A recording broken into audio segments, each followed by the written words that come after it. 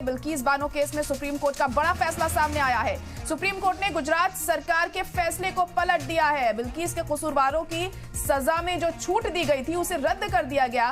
वक्त से पहले रिहाई के हुक्म को किया गया है रद्द। गुजरात सरकार ने कसूरवारों को किया था रिहा।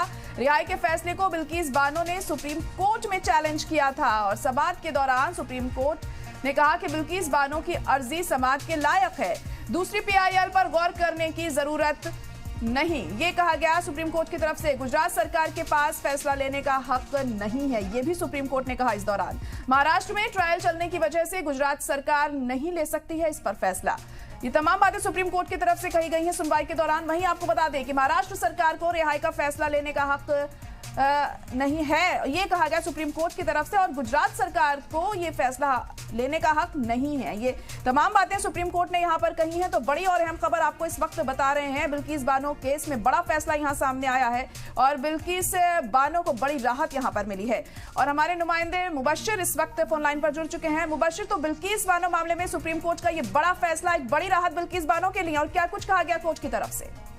बिल्कुल ज़ायरा, देखिए जिस तरीके से कहा जाता है देर से वो मिला हुआ न्याय न्याय नहीं होता, लेकिन इस मामले में कहीं न कहीं जब 2022 में ये पूरा फैसला आया था, उन सभी गुनाहगारों के गुजरात सरकार ने रिहाई की थी, तब उसके बाद लगातार साल भर के अंदर ही इस फैसले को आना अपने आप में एक बड़ी बात है। और दूसरी बात सबसे अहम कि बिल्किस बानो जिस तरीके से अपने लिए जो है न्याय की उम्मीद कर रही थी, जिस तरीके की चीजें वो चाहती थी, सुप्रीम कोर्ट ने उस पर मोहर लगाई। कहीं ना कहीं बड़ी राहत जरूर है बिल्किस बानो के लिए। और सबसे अहम चीज कि अब उन सभी दोषियों को वापस जेल की सलाखों के पीछे जाना पड़ेगा।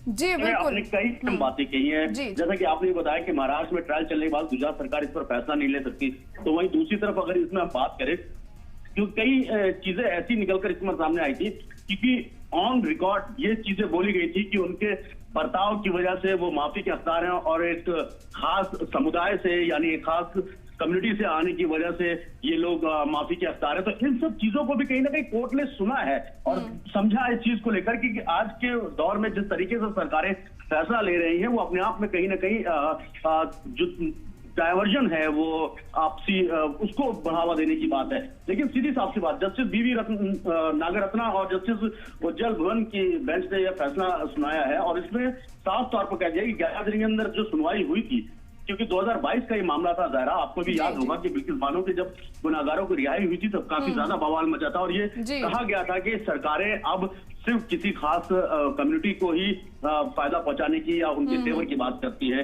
यानी अगर आप हिंदुस्तान के अंदर रह रहे हैं तो सरकारों के ऊपर ये जिस भी स्टेट में आप हैं उस पर पूरी जिम्मेदारी है कि बिना किसी भेदभाव के जो है वो अपने जो प्रदेश के नागरिक हैं, जो वहां के लोग हैं, उनके साथ इंसाफ करें। लेकिन इंसाफ होता दिखा नहीं था।